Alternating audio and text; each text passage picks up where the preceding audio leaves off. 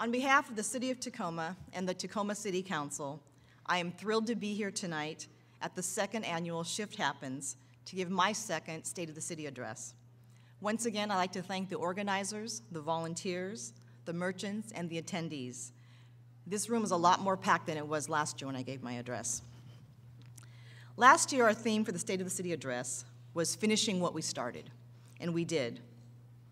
From family recreation to commerce and transportation, we saw the completion of many great projects. Cheney Stadium, home of the Tacoma Rainiers, reopened on time and on budget to great reviews from many fans.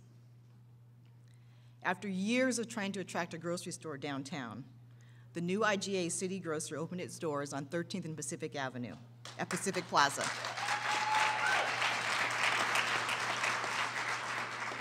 Adding a new downtown shopping option for workers, visitors, and residents of all income levels.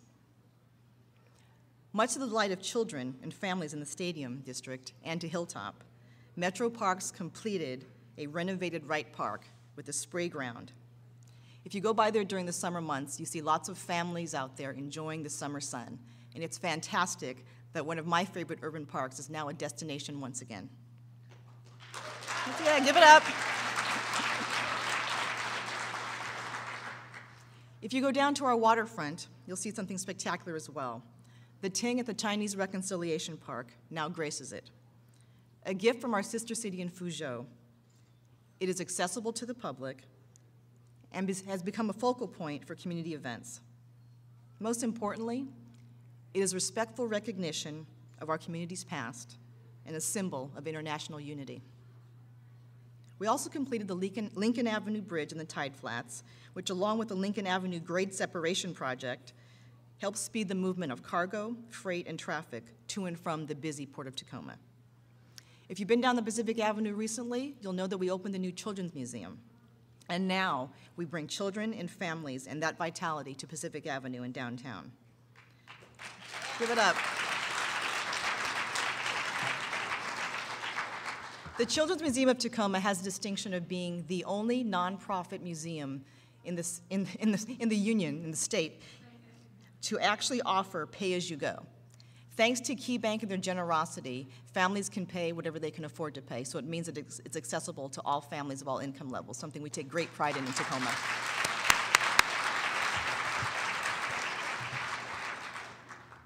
Ice skating in Tollefson Plaza. I was really not quite sure that I was going to see a lot of people in Tollefson Plaza, but there we have it. We have Tollefson Plaza, which is transformed into Polar Plaza. Ice skating for families and many people. It was a great success this year, and it also was extended an extra week because so many people were attending. So thank you to our partners, to our healthcare partners, and to our arts community for supporting this great event. So like many of you who are here tonight, we have high hopes for our small businesses in Tacoma. Last year, in 2011, we saw 2,744 new businesses get licensed in Tacoma. That's 500 more than opened in 2010. Thank you. And as a way to help existing businesses and to help those who are looking to start new businesses, the City of Tacoma in February is going to launch TacomaMeansBusiness.com. That's a great name. This website will offer a series of checklists for starting a business in Tacoma, along with tips and easy links to business resources. So if you want to start a business, or grow your business, or get assistance, this will be the place to go. Again, TacomaMeansBusiness.com. Now, 2011 turned out to be a very, very challenging year. One of my favorite quotes is from Dr. Martin Luther King, Jr. "The true measure of a man is not where he stands in times of comfort and convenience, but where he stands in times of challenge and controversy." But challenges don't stop us in Tacoma. We persevere, we move forward, and we look to the future. In 2012, we can look forward to some great highlights. The LeMay, America's Car Museum, is scheduled to open in June. And according to USA Today newspaper, it is referred to as one of the 8 great openings in America in 2012. McMenamins is scheduled to begin construction this spring on their plan to turn the, yay!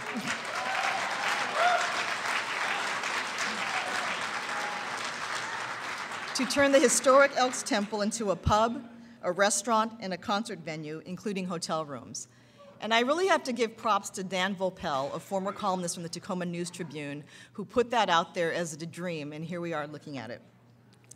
The Sound Transit Dita M Street project is scheduled to complete this year, so Pacific Avenue, which is all torn up on the south end, the street's going to open again, and we're going to see heavy rail taking people from Lakewood and Tacoma up to Seattle. Very, very exciting news.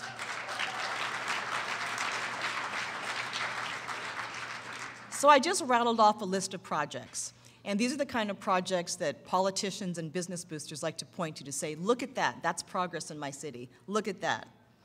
But it's also important for us to invest in human capital. And the most significant anti-poverty, crime prevention, pro-business investments we can make are in education. Education is a civic priority for Tacoma.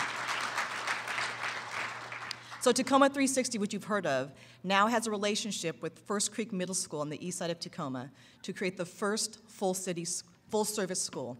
What that means is that kids will have access to dental care, health care, social services to make sure that some of the challenges they face before they arrive in the classroom are being taken care of by people who care for the whole family.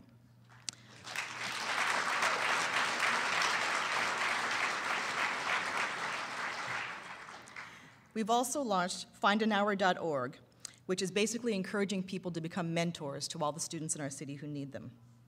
We also have the Foundation for Tacoma Schools, which seeks to generate private support to supplement what's being done in the public school system. And if you may not have heard, there's all kinds of positive news coming out of Lincoln High School lately, where they recently won a Golden Apple Award from KCTS 9 Television for Lincoln Center. Last week, it was announced that one of the school's most successful athletes is coming home, John Kitna, NFL person who actually played 15 years in the National Football League. He's going to be a math teacher, and he's going to coach their football team. We are so pleased.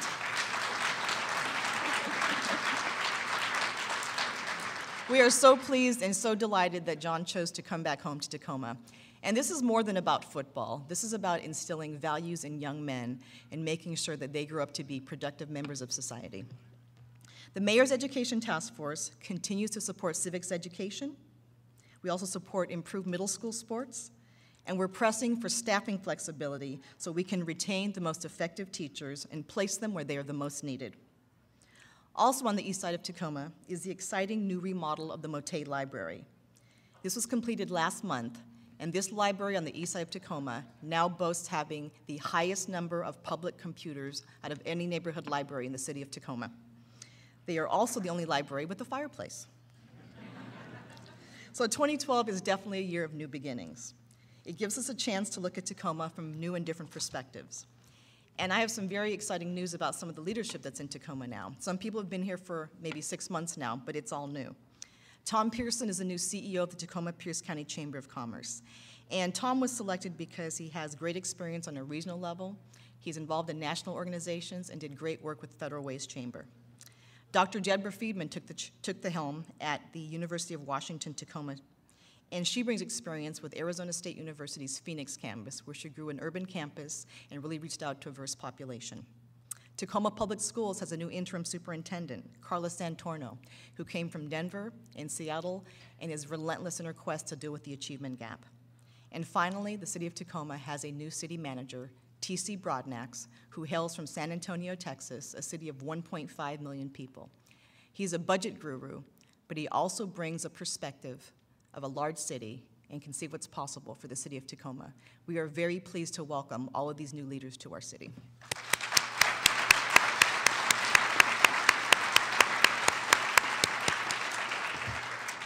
So I have to talk more about some other projects that are under construction.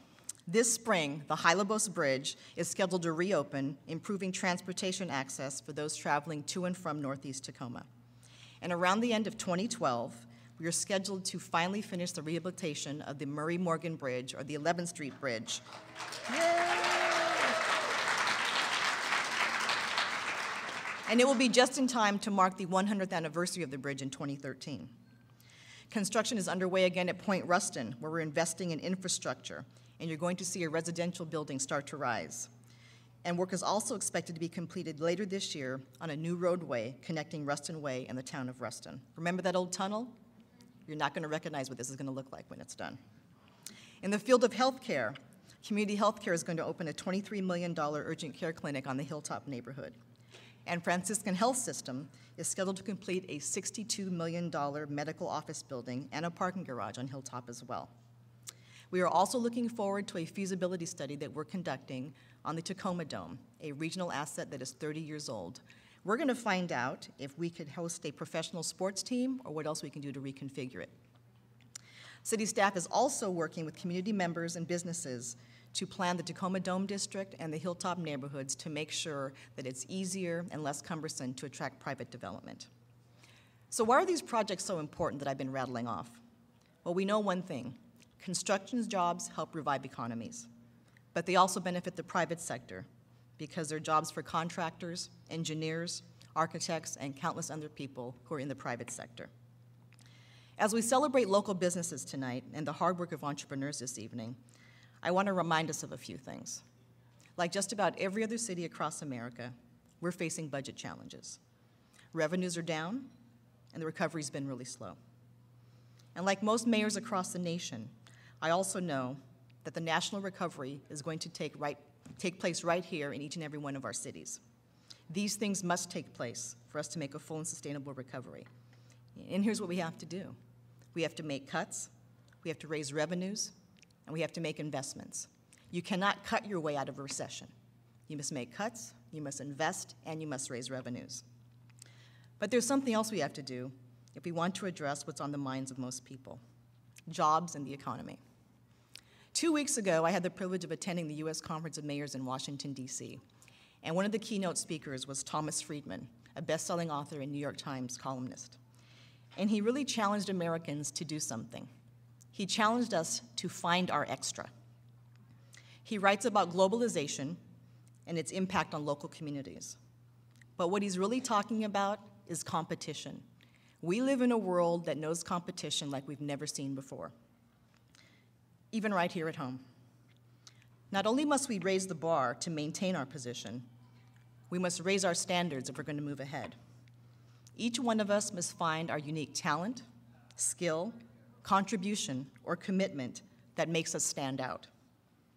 It doesn't necessarily mean we have to work harder, but it means focusing on opportunities to make the most progress.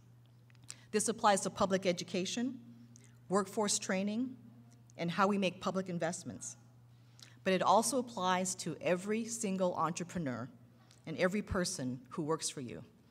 It applies to every organization, whether it's the smallest business or the largest government entity. The most successful companies, products, and brands have figured out how to become the most something. That is, to find and embrace their extra. Let me provide a few examples right here at home. Last Friday, I had the privilege of visiting a local business, Burkhart Dental Company. They're Tacoma-based, and they have customers all across the country. Now, this company prides itself on treating its employees like gold, and they do. I visited their headquarters, and every person I met and talked with had been there for a long time and loved working there. You see excellence in every single part of that company. As a result, they have grown during this recession, when most companies have struggled. Brown & Haley Almond Roca has successfully rebranded itself as a global brand known for accessible luxury. They found their extra. The Grand Cinema, that we all know and love, shows fantastic independent films and foreign films. But their extra, they have the best popcorn in town. Finding our extra is acknowledgement that in order to be competitive, we must take good enough and raise that into something extraordinary. Good enough is not going to cut it anymore. To my fellow elected officials, what's your extra? To every parent, every teacher, every principal, every coach, what's your extra? To every business owner and your employees, what's your company's extra? To the Chamber of Commerce, the Economic Development Board, the Downtown Merchants Group, the neighborhood councils, the Executive Council for Greater Tacoma. What's your extra? to the World Trade Center, to Tacoma Competitors and Visitors Bureau, the arts community. What's your extra? When individuals find their extra, the companies and organizations they work for find theirs. When a city is full of organizations that have identified their extra, the city can distinguish itself and tell its story, and we can tell the story of what makes Tacoma special. Now, I have the chance to interact with mayors from all over the country, and I know for a fact that Tacoma is one of the best cities in America. Yes.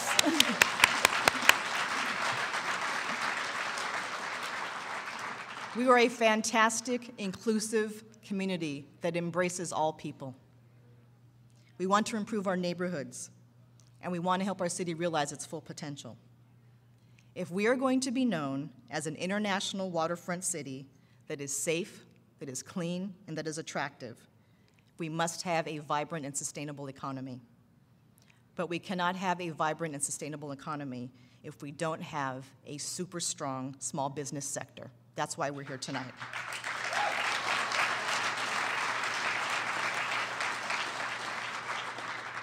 So from government at all levels, to nonprofit organizations, and to the business sector, whether you're a large corporation or a small mom and pop, I challenge all of you. Let's make the shift and find and deliver our extra in 2012. Thank you very much. It's an honor to serve as your mayor. God bless Tacoma.